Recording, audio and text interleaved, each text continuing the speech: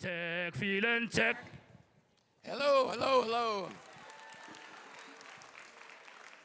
I like that song. That's a good song. So I want to talk to you about child and youth care work and what I see in terms of how it is growing and changing and moving forward. So I've been actually doing child and youth care work for 50 years and 12 days. And I'm at a university where my job is to think about child and youth care work so I can teach it, and so I think about it a lot. So I'm going to share some of my thoughts about child and youth care work today. So one of the things I want to talk about that makes our field distinct is that we engage in relational practice. So I'll talk about that a little bit as we go through. We also have to be using developmental information, but in a much different way than just assessing whether people are normal or not. So I'll try to talk about that a little bit. And then clearly, we do something that many professionals don't do, which is we do life space work. We work with people where they live. We don't sit behind a desk, or we're not in a classroom. We actually are out in people's lives. And finally, we work experientially with people. We don't just talk to them. We do things so they'll have an experience that's different than maybe what they believe about themselves up till now. So when we look at relational practice, one of the things we have to be clear about is we can't help people until they connect with us. And one of the things about child and youth care work, I used to run a children's agency, and people would come for jobs, and I would say, why do you want to be a child and youth care worker? And they would say, because I love children and I want to share my love with the children. And I want to go up and hug them all. And I said, well, you better wear a helmet because they're going to punch you a lot if you get too close to them. Because they're afraid of love. They don't believe that anyone cares for them. We often have children say to us, you're just doing this because you get paid for it. And we smile, but what they really mean is, I don't believe that anyone cares for me. I don't believe that anyone would be nice to me unless someone paid them to do it. So we even do things badly, like when we are nice to children, we say it's polite to say thank you, so we want to teach them to say thank you. And yet for many of our children, that's not a good idea because that's your pay for being nice to them. What we have to do is be nice to them and walk away and have them say, why were they nice to me? I don't deserve people being nice to me. And they didn't get paid for that. So we have to be good at understanding how to make connections with some of the very, very difficult children we work with. We talk about having safety. I know that I've worked with children that as I tried to connect with them, they would push me away by being aggressive or annoying. And what I have to understand is there's nothing wrong with that child. I just tried to get too close too quickly. Like I have to get better at making it comfortable for them to be close to me. So we have to understand that our job is not a simple job. It's not the kind of thing that anyone can do. So the other thing is that as we work, for example, in a safe park, I start to play with the child, he starts to enjoy me, I make a connection with him. Now when I want to go to his family, his mother says, oh, you're the person that plays with my child, so I'm willing to talk to you. Now I connect with the family. And then I go to the school, and I help the family and the child connect better with the teacher, with the school. I have a connection with their culture. I have a connection with the child's friends. And I gradually connect the dots in the sense of around that child's life so that he becomes more capable and more connected in his life. So relational practice is helping people make safe connections and also helping them feel cared for and feel like they deserve to be connected to other people. So basically, I think to get good at relational practice takes you about 5 years.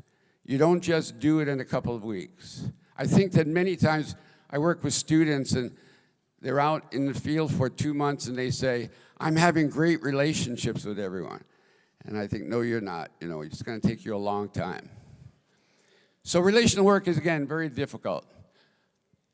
So let's look at developmental awareness. You go to school and you learn the developmental stages.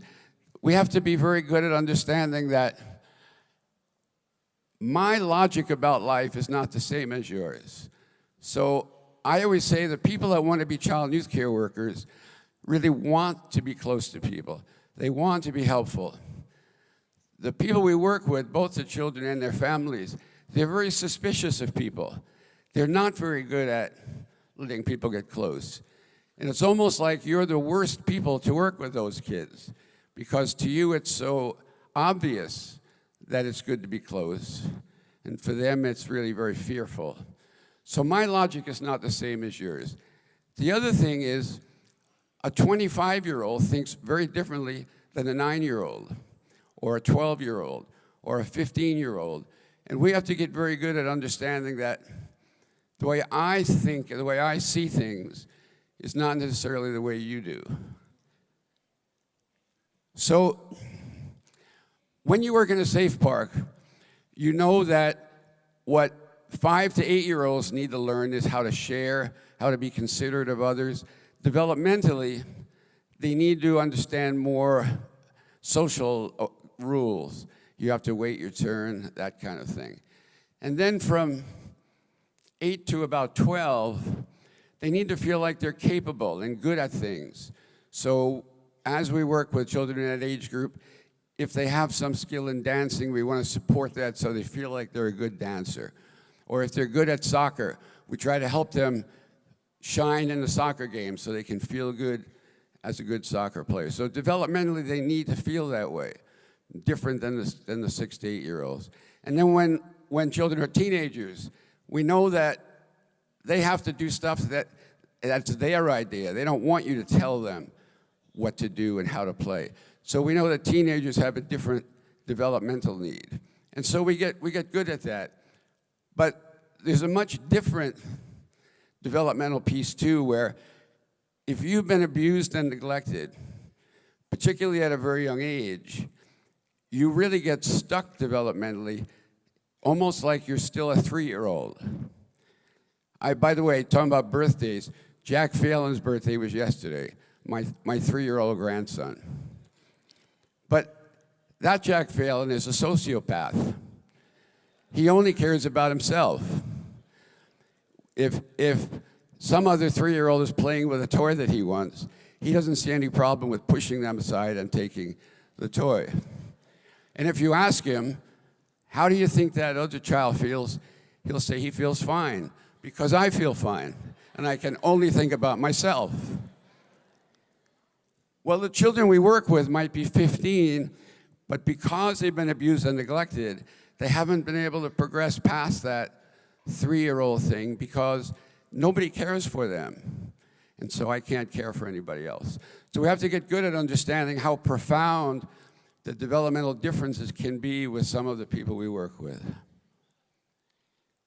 The other thing is, I don't want to use my developmental information to evaluate you and decide how far away you are from normal, you know, that kind of thing. I want to use that developmental information so that I can connect with you, so that I can speak to you in a way that makes sense to you, not that it makes sense to me.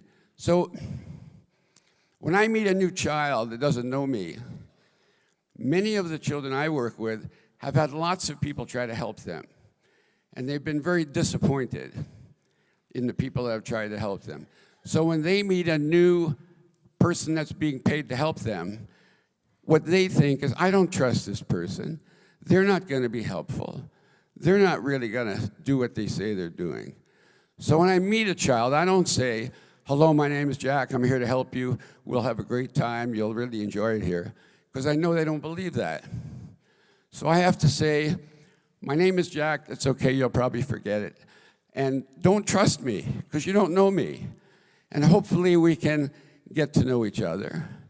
But I don't want you to trust me yet. Don't tell me anything that you don't want to tell me. And as I do that, I see a look in their face like someone's finally telling me the truth. So it's very important. The other thing is that you as a professional are in a developmental process. A person with 1 year experience is not as good as someone with 2 years experience or 5 years experience because you develop as a professional. It takes you 5 years to be a good child care worker. Your supervisor is also in a developmental stage. So if you're a skilled worker, you hate new supervisors because they treat you badly, because they're still struggling trying to be good as a supervisor. So I talk about that in the workshop tomorrow. But anyway, that whole idea of we're on a developmental journey too. It's not just the children. So life space work. We don't work in an office. We don't work in comfortable spaces. So I was talking to a family support worker the other day who has lots of experience, and she said, I would never do a family assessment in an office. You have to do it in their home. Why would you think they would be acting normally in your office? And you know, those kinds of things, we know that, or other people struggle with that. I think that whole idea of living alongside people and doing things with them rather than doing things to them is very important. And when I go to the safe parks, I see people playing with children. They're not standing back with a whistle or sitting far away yelling when people are unsafe. They're actually laughing and playing with them, which is very different. You're not kind of like a lifeguard in a pool. You're actually in the water playing with the children. I always say new workers, when they are in the life space, they feel like they're wrestling a lion. New workers in a group of children, they try to get out of the way and let somebody else take care of things when things start going badly. Or family support workers are happy when the family's not home because now I don't have to kind of struggle with them. And as you get better at working in a life space, you start to use what's going on in the environment as a teaching moments and all of that. And then gradually, when you're around for 3 or 4 or 5 years, you couldn't imagine trying to help people anywhere except in their life space. You get so good at it. And so it's a journey to use a life space well. And I think this is a key difference between our profession and other professions. Most other professionals couldn't imagine working like that with people, you know. So one of the things that neuropsychologists say is that when you are a child and you get abused and neglected, your brain actually develops actually physical pathways that block any thoughts about letting people get close to you. That you literally can only think that adults are unsafe, rather than that you could even allow in those other kinds of thoughts.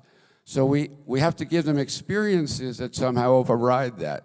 So one of the things we try to do is we create this space where it's safe for both of us to be together without you having to pretend that you're doing what I want you to do. I have to create a space where you can actually talk to me about what you actually think rather than try to be saying what I want you to say. One of the things I think that is very important is most of the people we work with have had terrible pain in their life, and they've had terrible trouble. And when we really connect with them, we need to be there with that. So I want to give you a picture. Many families that I've seen who are really struggling, they truly feel like they need to create this chaos around them. They're being evicted from their houses, or they don't have food, and they don't have money, because it distracts them from their real fear, which is that they're standing on the edge of a cliff, and if they look down, they'll lose their balance and fall in.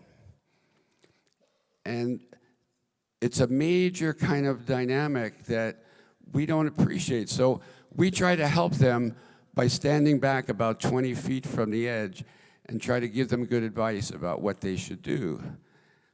What we need to do, and they're very clear that we need to do it, we're just not, is come up here and stand here, and you look down. Now tell me what you think's a good idea. How do we get out of here?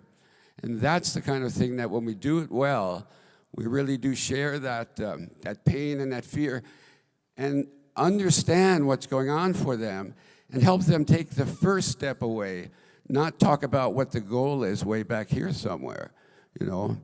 I say lots of times when we talk about helping people, we're describing things that are 5 and 6 steps away from where they really need help, and that's what we have to get good at. We have to create a place where they can feel hopeful. Many of the children and families that I've worked with, they've had such pain and trouble in their life that their story about themselves is it's never going to get better. It's going to continue this way forever, so that I don't have any energy or hope to do anything about it. So we talk sometimes about when you want to change your life, you have a book, you turn the page, and now you have a clean page, you can write whatever you want. Many of the people I work with, they can't do that. They're so defeated that they can't do that. I've had people that can't walk and get to the food bank down the street and get free food on their own. They need somebody to come with them because they just have no energy. A very quick story that a family support worker, a child care worker I know, goes to see a family where the mother has 2 children and her house is just terribly messy and chaotic. And the worker just sits with the mother, and the mother says, "Look at this house, it's a mess. My life is a mess. I can't do anything about it." And the worker says to her, "Has there ever been a time when you didn't feel that way?" And the mother smiles and says, "You know, when I was younger, I was on a soccer team, and I got a trophy for being the best player that year." And the worker said, "So where is the trophy?" And she said, "I think it's in a closet somewhere." So they look for it, and they find it. And the worker says, "Let's just put it." So they put a little table in the room and put the trophy on it. Next week, when she came back, the only part of the house that wasn't messy was right around the trophy, right? And the worker, as she continued to visit with the mother would say, "Sometimes when I really feel desperate, I look at that trophy and I keep going." And little by little, the mother got her life under control. But those are the kind of things that we do well, you know. So we have to override people's brains. My goal with children who are afraid of me, because I'm an adult, is as I have them come close to me, or I come close to them, their brain is saying, "Don't do that, don't do that." But their heart is saying, "But it feels so good." So that's what we need to do. So here's what I want you to think of. This learning about child and youth care is that it never stops. I get smarter every day about child and youth care. I learn from all of you. I think things through, think of them differently. So this kind of journey we're on is very complex. It's hard to describe to other people. And we're doing the best we can with getting smarter every day. So I think you all are quite smart in Africa, by the way. I love South Africa. So hopefully you're not too tired from listening to too many people talk at you, and have a good rest of the conference. Thank you.